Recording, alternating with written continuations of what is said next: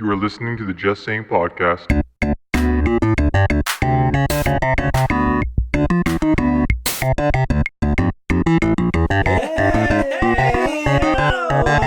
Just Saying podcast. It's been a while. Oh yeah. Alright, so it's Mikey G here. And, Sal, your pal. Hosting as usual. We're not really hosting. We're both hosting. Yeah, we're both hosting. We're still trying to figure that out. We've been gone for, what is it, a month now? Yeah, damn. Yeah. We've been busy with other life stuff. How did that start? Like, why did we stop doing this for a month? Well, I don't know. I don't I don't know on my end. Like, I got busy with the Pan Am at my work. Yeah, Pan Am Games. Yeah, true. Which, like, people made a big deal of it, and it wasn't even that big of a deal. Most of the times I was there for work, I was just like, I don't need to be here. You have 3 extra workers. Anyways, but like... That'll be the next podcast. So, like... Pan Am Games, we'll talk about that. Yeah, we've just been taking some time off working on some other stuff for the podcast. I said let's take a week off because we were going to work on the logos, which are done. Yeah. But I think that's how it started, and it just kind of snowballed from there, where it got to the point where, because me and Amanda would always meet every week. It got to the point where it's like Amanda's like, "Oh, I'm busy," and then you're like, "Oh, I'm busy," and then I'm like, "Yeah, things happen." Wow, this sucks. Yeah. Next week maybe, and then I guess it's good to have a little hiatus like that. We also went to like Sauble, and we worked on some stuff up there. Yeah, exactly. That's what that was. Yeah, that was like a break for me from work and a break from the podcast, and actually I enjoyed it. But it went on too long because, Yeah, you get a little too comfortable sometimes. Yeah. Even though we were on hiatus for a bit, we still did some cool stuff. We went to ConBravo, which was at the Hamilton Convention Center in our hometown. Which is pretty dope. And me and Sal, your pal, we went there, checked it out. I heard about it last year. It had some notable people, like notable DJs and... Nothing internet crazy. celebrities. Internet celebrities that like YouTubers. There's that company called that group called Normal Boots. They do a lot of video game based things. A lot of angry video game nerd inspired stuff. Yeah. They were there. They were talking. They had a lot of stuff like that. Yeah, they also had a lot of Screw Attack people. Screw Attack is another company like Normal Boots. Yeah, I was surprised to see them there as well. It's crazy how the YouTube scene's blowing up. Everyone's just kind of making videos, and everyone's a celebrity now. Mm-hmm. I remember, man, it's funny you mentioned that because I was playing. They had a little area where they had modded arcade machines where you didn't have to put quarters in and have unlimited lives. Yeah. I was playing TMNT Turtles in Times with some guy, and he was like, "Yeah, I'm from Port Dover." Yeah, Ninja Turtles. Yeah. He's like, "Yeah, I'm from Port Dover, and I can't believe how many YouTubers are here." And I was you're crazy. It's crazy how many were there, and it's funny how they have a fame to them. You know what I mean? Yeah, it's crazy that they're in our hometown. I never thought that they would actually come here. It's cool how I don't know who the owner. We haven't really done research into this. We're just kind of winging this podcast, but the owner he's has a connection to all of them, so he gets them all to show up, which is insane. Yeah, it's cool. I don't know how they get them to come here, but. So ConBravo, this was its 5th year running. It's pretty... 5th year? Yeah, I only heard about it last year. Yeah, same here. Last year you were like, hey, there's this thing going on, ConBravo. This person's here, this person's here. I'm like, whoa, we missed that. And I was working that time too, so... I was caught my attention last year because DJ Cutman from Game Chops, Benjamin Briggs was there as well. Mm-hmm. And oh man, those guys make dope music. Who are they, Mike? Tell us about them. They're on DJ Cutman runs the Game Chops label. It's a record label? Yeah, for sure. Kind of? Yeah, it's a record label that releases dance music with video game remixes to it. And they reprogram the old Game Boys, and then they use the music from the old Game Boys basically for the people out there. Oh yeah, all their artists do something different, Every artist brings something different to the table, which I like about them. They all do video game remixes, but in different styles, and a lot of them also make produce for they've made music for games and stuff in the past as well, so they do other things aside from just being an artist on the label. Yeah, we went to that panel, and a lot of people on that panel they were talking about how they make games for indie developers and stuff. That was the panel was with Benjamin Briggs, DJ Cutman, and a couple people from Overclock. Was it Overclocked? Yeah, overclockremix.org. And cool. they were cool. They're just giving us some insight on the history of music and gaming and all that stuff, and a lot of theory. That was theory. Fun. That was cool. 9:30 was it 9:30 in the morning that thing started? 9:30 in the morning. We were so there was not that many people there, and that's be honest. The best part about that, I was like, I just wanted to go to it.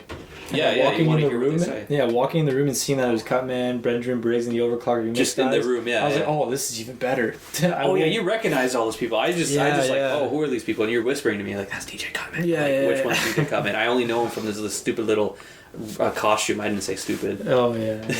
His cool costume of the broken record helmet thing. Yeah, it seems like those guys go around to different like conventions and promote themselves and whatnot. I was working in the hotel where they had the big like overnight rave from like 10:30 at night till like 4 a.m. Whoa, battery running low. Yeah, and it was crazy. Like the next day, I had to clean that up early in the morning, and it was just like a rose smushed into the carpet. Like I saw some Snapchats, and it seemed like they pretty much like this ballroom that I flip and serve in every day.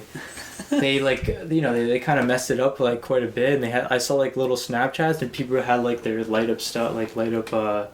Some guy had like a light up Master Sword and shield, and he's like walking around the crowd. And it looked like they had a good time. I don't know, it's cool. Is your computer dying? Yeah. And by the way, like your brother and his friends out there, it's all gonna get picked up. But you know what? We'll do it live. Yeah, this microphone's like human hearing almost. Basically, remember what I was telling? Yeah, that's insane, actually. Alright, we're plugged in. We're good to go. We're good to go. Anyway, so we had a lot of like cool people. There's obviously it's a convention. There's obviously a lot of anime, a lot of cosplayers, a lot of like booths selling stuff. Oh yeah, a little knickknacks here and there. It costs us like $35 to get in, so we have to pay to get in to pay for stuff. Yeah, pretty much. Which is kind of weird. It's like, why don't you just keep it open to the public? You know. You know, like we walked out of there learning something at the end of the day. We got to I can't believe we forgot this. You're kind of moving a little faster. I'm like, okay, we're panel, and then we're in this. Where are we right now? So like I can't believe we forgot. We skipped over the one panel, but we got to see Grant Kirkhope. Oh. Yeah, and like that was a great panel. As soon when you said that he was gonna be there, that was just like, wow, that's awesome. That just like sold that guy. The way you think, Mike, think about this. Like that man, like was a big part of like both of our childhoods. Like maybe more than you, because I played like all the old Banjo-Kazooie games and stuff. But like ripped him. He was a big like part of our childhood. Remember the DK rap from Donkey Kong 64? Yeah. Remember when me, you, Amanda, and a bunch of our little cousins would like perform that? Yeah, exactly. We'd perform that in front of our families and stuff. It was just that captivating as a child, you know. Who was I? Was I Donkey Kong? Yeah, you were DK because you're the one like you were the one organizing the whole. Like, I was the leader of the bunch, you know him well. Yeah, you're the oldest out of all of us, like organizing the whole dance or whatever we're doing. Yeah, I'm like, I'm gonna be a director when I'm older. It was great to see, like, you know, he's from the UK, you know. Yeah, he's from the UK, but now he's like living in America and of course, yeah, doing a bunch of other stuff. But if no one knows who Grant Kirkhope is, he was a composer for a lot of famous video games back in the day. Let's name them, like the old original GoldenEye for the N64. He made that music. It was pretty much like whatever rare. Perfect Dark, Banjo-Kazooie, Banjo-Tooie. What was it? Viva Pinata for the Xbox. Like he made a bunch of stuff, like a lot of good stuff. Yeah, Donkey Kong 64. Yeah, he made like a lot of really, really good music, and it was very, very melodic, and he inspired a lot of people. Like when he was doing that panel and people were walking up and like asked, because when it came to question and answer time, he like people were walking up and people were like praising this guy, like, and he deserves it, yeah, because he fundamentally changed like music and video games by what he's done. But people were like, yo, you inspired me to live my life this way. I pursued my passion. Thank you. And then like some people like gave him gifts and stuff. They were just like praising him. Yeah, I know. That was crazy. And like he deserved. He did a lot of good stuff, and it was actually really awesome. I'm so humbled that I was like there, in the second row to hear him talk and just explain. He said a lot of I don't know if you remember, but he said a lot of things that like I never like, because I heard like all of his interviews, because I just like hearing about, you know, them, how the greatest game I ever played was made. Mm-hmm. And he would say things like before, like, because back in the day the company got sold from Nintendo to Microsoft, and he was saying like, because after that point they started making crappy games. He's like, the company was kind of going downhill. Everyone started buying Porsches and driving Mercedes, and everyone was kind of just like, became very top heavy. There was like too many managers, and he's like, it's like that whole thing happened because, well, first of all, that whole deal happened because someone wanted to pay them a bunch of money, because they're like, oh, you made all these great games, here, come make games for us. But that killed their creativity. All the good people left because like they started seeing what it was going to become, and someone's knocking on your door. No. No? Okay. Wait, let's talk about how we got into that thing. Because when we showed up, everything was at like 1 o'clock, right? Yeah, I know. Like 1 o'clock. I was I'm a little bit embarrassed by this, but no, like, it's fun. I already said it on the Rabble Press podcast. Not the way that we snuck in, but the fact that Can we talk about how we snuck in? Yeah, that was amazing. Sure. That was awesome. I didn't give a crap. I like Grant Kirkhope. Sal loves him more than I do. I like him almost as much, but not just as much. I was like, we're gonna go in no matter what. Get front row. We showed up, and there was lineups all the way around the entire convention center, downstairs, across the halls. Like there was like thousands of people lined up. How many rows were in that audience? There was at least like 20 to 30 rows. There was like at least of chairs, and that's on that got filled up, and people were standing at the back. And there's 2 sections too, so like, that was crazy. We got into the second row. How did we do it? You're like. Because I saw the lineup, I'm like, Mike, like we're gonna be waiting, like we gotta go like to the back. We might not even get in. It was literally like I looked at the time. I was like, oh yo, so we gotta go. It's almost 1. The panel's gonna start. Mm-hmm. And we walked up the stairs, or I don't know. We came up the escalator, and I literally walked around. There's a huge lineup, and there was like a minute or 2 left before the doors open. Yeah, yeah. And I just walked to the front to like, oh look at the sign. To the front of the. You walked to the front. Yeah. I walked to the front. I was like, oh look at the sign. Like, oh, is this the room? Is this the room? Doors open? Or no, we stood there for a bit. You're like Sal. Just come here, stand here. I'm like, dude, we're like cutting in front of thousands of people. It's like, yeah, just stand right here. And it was like, then we're just like standing at the beginning of we're just like literally like it's a huge line. Imagine a club where like everyone's lined up. Okay, and you just walk up to the front and you're like, okay, let's just stand here for a second. This is where my mentality set in. And it was genius. I'm not trying to be a dick, but like if we did that in a club, people would be like, what the heck? Get out of here. Yeah. And then like at like a convention, there's a lot of like these people are dressing up, but they're not going to say anything to you, you know what I mean? Like they're not going to be like, bro, like get back, we've been sleeping out here. Wow, like, yeah, but the thing is, like, no one said a single thing. No one said anything. We just stood there, and no one even looked at each other and said, "Hey, these guys totally just cut in line." Like everyone just kind of kept to themselves. Even like the people who ran, the organizers. Not trying to talk bad about the organizers. Like they're never gonna hear this because like. You know, I don't know. The way I saw it, it's like, okay, the only people that could see us, because the line kind of bended around the corner. Yeah. Those people could see us, but they were like, who cares? We're getting a good seat. That's all we care about. That's why we stood in line this long. What's 2 more people to us? Because like we're gonna get the seat that we want. Maybe if around that corner, that whole line of people saw us do that, they're probably gonna be like, get out of here. That's a good point. Yeah, because we were covered. Yeah. Yeah, these people at the front, like this is not gonna affect my seat positioning at all. Yeah. 2 more guys, whatever. They're gonna sit probably on the other side of the row of me. They didn't care. But honestly though, like. We'll eventually get to this because you weren't aware of some of the stuff that happened. Mm-hmm. We'll talk about this. Talk about it in a bit.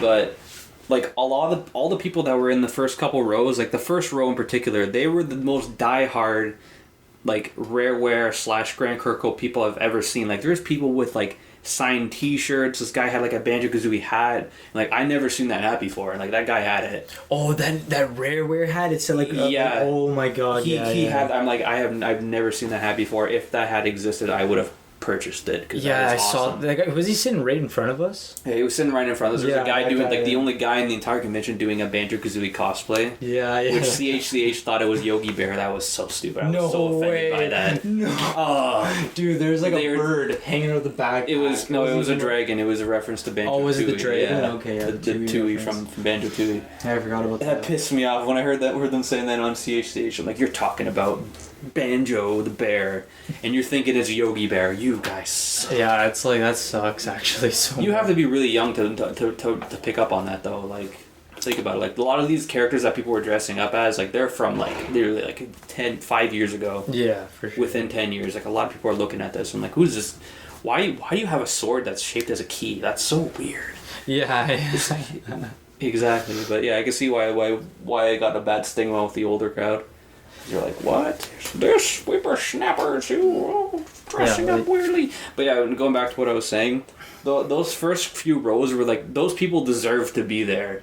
And I'm honored that because I feel like I really did deserve to be there. Yeah, you and I'm so happy that I was there. That was awesome. But like, yeah, those people were like the most diehardest people. There's the guy like on the right side of us. Remember, like you were sitting down. Yeah. And there's a guy on the right side. He was like reading books on like trying to be like Grant Kirkhope. Like this guy was like determined to be Grant Kirkhope. It was like, whoa. That's insane. And he was like talking to other people, and he was like, wow, this is insane. Yeah, he was alone. He was there for Grant Kirkhope. I don't know how. And another thing is like all these people came from. Sorry for cutting you off. All these people came from like around the world to just hear him talk to our city. Like people were road there's tripping. people from all over. I remember talking to people on the second day about that. I was like, you came this far to Hamilton? It's like you really wanted to come to ConBravo, eh? Yeah, but it goes to show it's growing. No, but Grant Kirkhope brought everyone there. Like, oh, for sure. Even the guy who came out to introduce him, they're like, okay, all of you guys are here for Grant Kirkhope. Here he is, and he just like the crowd's like, whoa! Yeah. That was awesome that I was there. yeah, like for the part where I didn't fall asleep, like I was gonna get to that. Before I fell asleep, unfortunately, stupid. I felt so embarrassed about it, but I stayed up too late the night before, and you were up till 4 a.m. last night making music. Yeah, and then which is a good defense because people were looking at us, and I'm just like, yeah, he was up till 4 a.m. making music because it kind of makes you look better. Oh, did you say it to someone? I said people. Yeah, people were like looking at when everyone was like getting up and going away. Oh, everyone looked at me and you're dead in your chair, and I'm just like, yeah, he was up till 4 a.m. making music, and he wanted to be here for his idol. Yeah. Well, that's good. That's how he felt in a way. It made you look good, but that's the reason why I went there because he was like a very captivating. Like maybe I wasn't aware of it as a kid, but like his music captivated me. And I wasn't aware of who this person was until later on in my life. You didn't know the name, yeah. No, exactly. It's just like, wow, what is this tune? This tune is going to ring in my head all day. I love this game. It brought like atmosphere to the game, brought like a... the music in that game and the sound effects. He did the voices for like Mumbo Jumbo and Donkey Kong, and you were asleep, but he was actually... People came up to the mic and they're like, could you do that? Like, could you do the voices? And he would do it, and I would just be like, whoa. Yeah, that's... He did like a Jinjo imitation. It's like, Jinjo!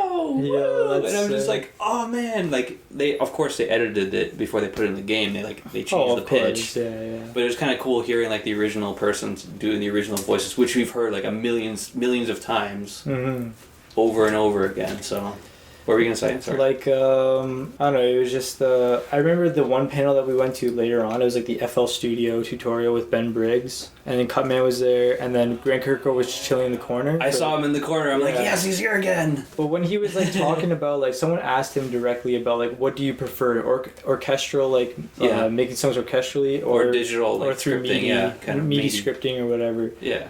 And he was just saying, obviously I like the orchestral, but he said he liked, this kind of like, it just kind of inspired me a little bit. I know, eh? The limitations that he had back with making songs for MIDI or for games back in the day, there's so much limitation that it pushed him to be more creative. Yeah. And I was just like, man, like limiting yourself and just like learning to, it's not what you have, it's how you use it. That came into my mind as he said that, and like that was so inspirational for me, I felt. The overclock guys, they were talking about like the old like Nintendo, how there was only 4 tracks of audio you can do, so like the melody was the only thing you could write. Yeah, literally, it was like back then for a track there was like the noise channel, the sine, square, and triangle wave or something like that. And then you had to like manipulate those to make different sounds, and I thought that was like... It's like you have to make that was crazy. Like how you have to make a kick out of like a square sound, but by manipulating in some sort of way.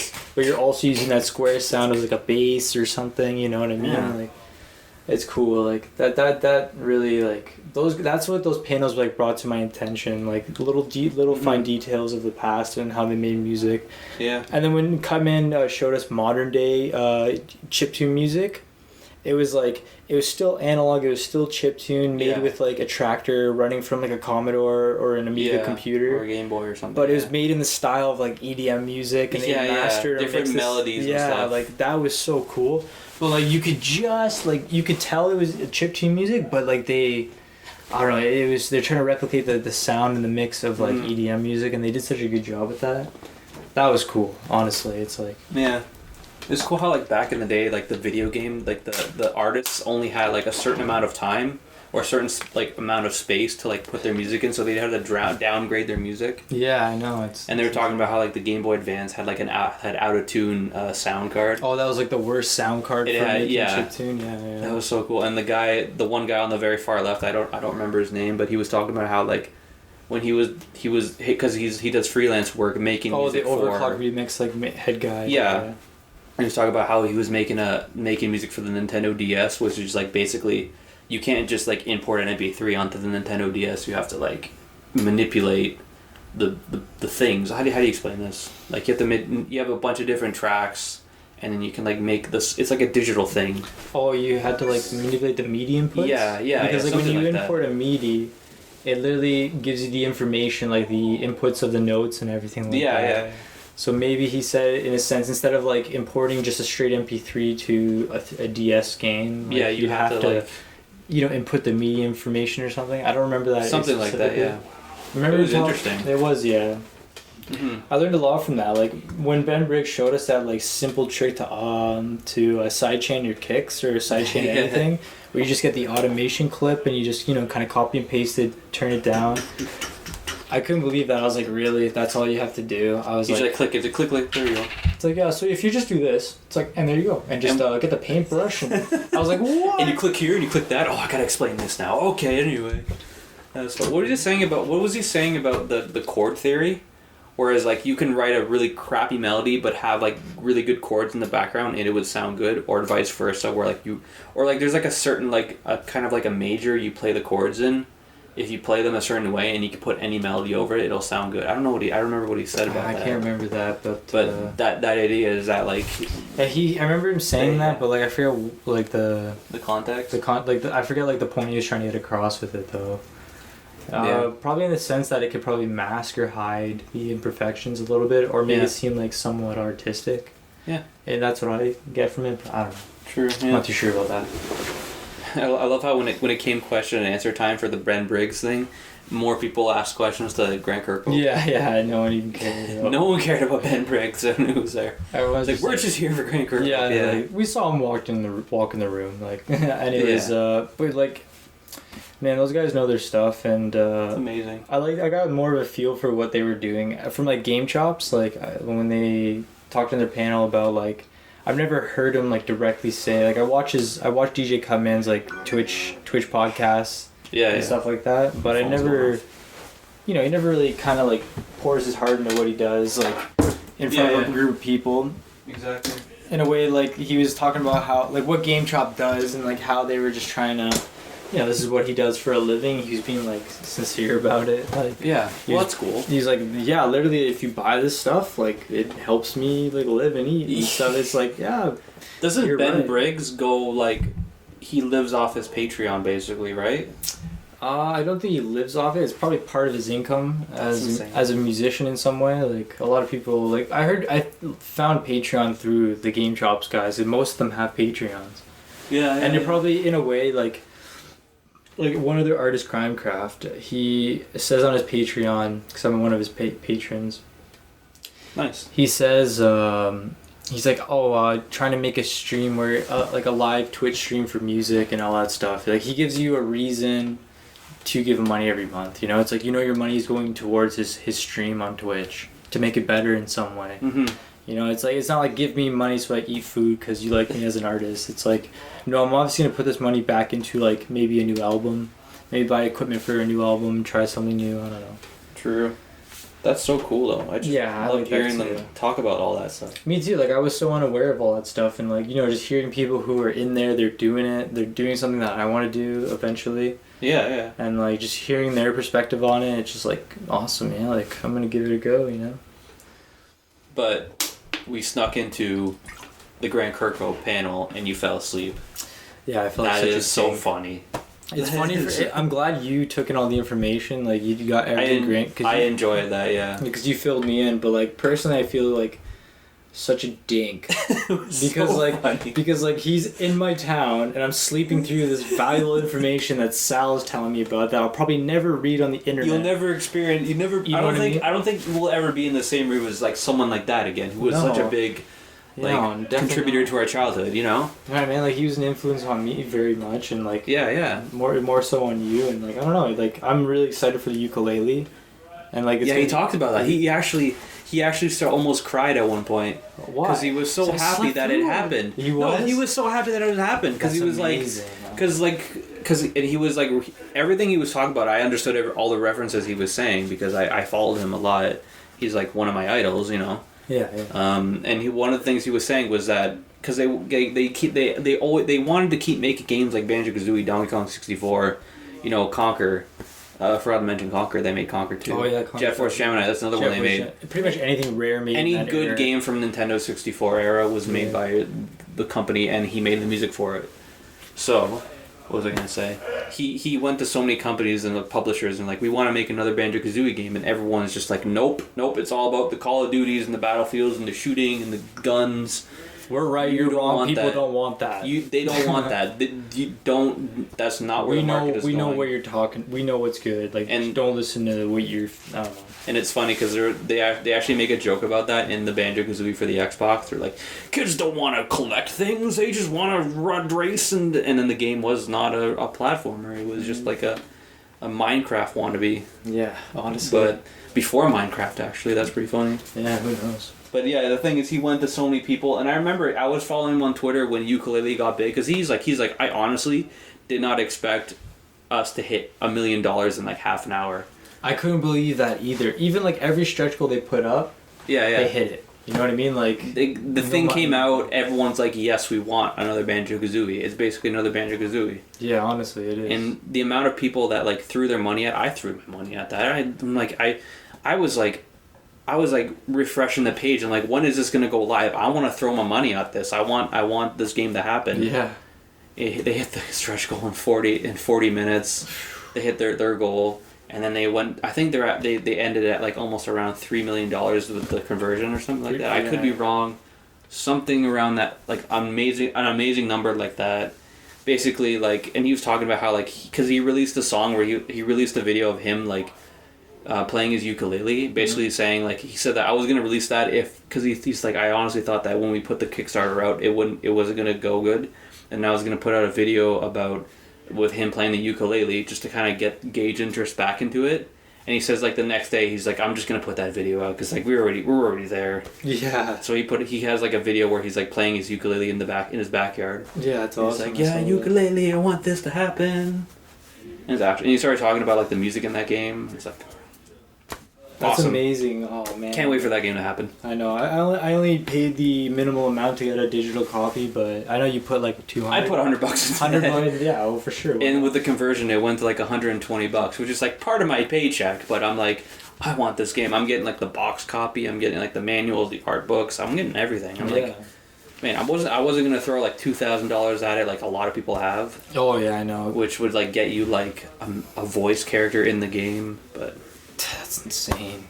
I'm just he was so happy that it happened, and I'm just like that just like touched me. I'm like, oh, you love what you do, you know what I mean? You literally know like whatever music he makes for this game coming up is gonna be like he's gonna have that drive, that passion for it. He's gonna go all out for it, and I'm just expecting like great Grant Kirkhope stuff, you know? Like you can honestly tell he loves what he does, and that's just amazing. I know it's inspiring. That's inspiring. Yeah, I was gonna say that's inspiring. Just to love whatever craft or whatever it is that you do. It doesn't have to be like not even as a musician, an artist, or anything. Like just whatever it is that you do, you have a passion for it, and you just go with it and love it. That's inspiring. I don't know about you, but like after like talking to DJ Cutman, Ben Briggs, like all those panels, and Grant Kirkhope, of course. Like that when I came home that night, like I started working on stuff hard. Like I did too. I finished all those the rest of the logos that night. Yeah, I remember sleeping for like 2 hours, wake up, and I was just like I wanted like that was so inspiring. Vinyls and like organized, I organized all these vinyls here that I found, and then started recording samples and making little beats out of them. This room is really nice and tidy. Yeah, I try to keep it that way. But yeah, that was just like such a like inspiring, like it just like knocked you out with like how like inspiring that was. Yeah, I know. It was like, wow, you're a normal person just like me, and you just kept at it. Wow. Yeah, I know. Like even when it was probably tough for him too. Like when Rare was falling off, like that was like probably the best years of his life, if anything. You know. Like, leading up. But the thing is, another thing he was gonna talk. He mentioned that you fell asleep for that. Like a lot of the games, like you remember Diddy Kong Racing? Yeah. That's another game that he made music. Well, David Wise made music for that. So he didn't do that. But he talked about that for a bit, and he was like, yeah, that was just like we threw that together last minute for the Christmas 1997. And I'm just sitting there, I'm just like, holy crap. You're saying one of the greatest games one of the most fun games I've ever had that defined my childhood, that me and my little cousins played for hours and hours and loved every second of it. That was a Rush job. Yeah, you guys threw that, Garrett. Yeah, that's crazy. You that was Rush. Together? Yeah, that was a Rush game. I actually remember him saying that too, yeah. Dude. He threw all that together just for the sake of releasing a game on holiday of Christmas or whatever. Like, that's actually... Like, that was an incomplete game? What? What part of it was incomplete? Wasn't it glitchy to some extent? No, it wasn't glitchy at all. It was all fine. It was just like, apparently they threw it all together. Yeah. They planned, because, you know, Banjo is in there and Conker's in that game. They planned on releasing that after Conker, when Conker was popular, so then it would be like, hey, it's Conker from this game. Remember him in 12 Tales? He's in Diddy Kong Racing. Remember Banjo for Banjo-Kazooie? He's in this game. But no, that game came out before those two games, so it was like... Okay, so Banjo's from Diddy Kong Racing, right? No, yeah. That wasn't the thing. You know what? In the sense that it's Rush, Banjo and like all the characters looked kind of crappy in comparison to other games that they're in. Like, you know, like their main games, like Banjo, how he looks. Yeah. As opposed to, and Conker as well, as opposed to their actual like standalone games. Yeah. You know, they seem very dumbed down in a sense. So no, the Conker and Diddy Kong Racing was the happy-go-lucky. Oh yeah. Conker's 12 Tales, which is a game that they were making a super happy platformer game. What time are we at? Oh, we're doing good. Okay. Yeah, I forgot that I saw that in the Beta 64. I remember being like, "What? This?" It was a game that was supposed to be like a super happy platform. Sorry, am I cutting you off? No. I don't know. I'm sorry. Keep going. It's good info. It was like a super happy platformer that was supposed to come up before Banjo-Kazooie. And it was supposed to be a big game, but it got delayed and eventually became Conker's Bad Fur Day, which was hilarious. Yeah, which turned out even better. Like, it's a joke that they turned, like, a super happy platformer into, like, a stupid, mature-rated thing. That was insane. But what were you going to say? Oh, yeah, I don't know. But yeah, I don't know. What am I saying? I don't know. It's all good, though, but, like, I don't know, ConBravo was a great turnout. I really loved it. Just those panels were like a cherry on top for me. Aside from all the eye candy, all the odd hot rod. Oh my gosh, yes. Man, do you ever hear about that thing where they pay women, like really hot looking broads to dress up at anime conventions? Yeah, that's what they do. That's like Jessica Negri. I was literally sniping them. I was sniping these people out. Like this one chick was walking through my hotel on the stairs, and was it the girl with the blue hair? I don't know, but this chick was wearing a thong, bro. Like, I could see her butt. I was like, what? I can see her butt. I was like, you're paid for sure. Like, how can you just walk through around here with your butt? They're all walking around alone. I noticed that. Yeah, that too, and like, I don't know. There was a really, really good looking Harley Quinn on there. Some chicks would stand out so much from the rest of them. Not being a dick or anything, but like some of them were so much hotter. It's just like you have to be paid for it. Yeah. Like, come on. And then also, aside from all like another cool thing about the convention was the game room. Like, I saw that, yeah. Yeah, we were in there briefly, but the second day I went between my jobs and. Yeah, you were talking about that at the beginning of the podcast. Yeah, so like aside from arcade machines with like no quarters needing to be put in it, they had like all these old awesome like Commodore 64 monitors with like retro games hooked up to it. Yeah. They had like. Do you remember that JVC monitor they had Bubble Bobble hooked up to with the like it looked like a cannon. It was like a cannon. Yeah, it was so big. Radiation cannon. That's what I would call it. Yeah, I honestly. You sit in front of it and you're like, I'm getting microwaved. Yeah, but like the I couldn't believe playing Bubble Bobble on that. It was something completely different. Like it was so like sharp and on point with the controls. Can we please turn our phones off for the podcast? Thank you. So we bought stuff. Yeah, so we bought some stuff there. I bought like some cool artwork. You know, nothing crazy. Oh, we bought. What else did we get? Bought a little Galaga like. You got a Galaga magnet, yeah.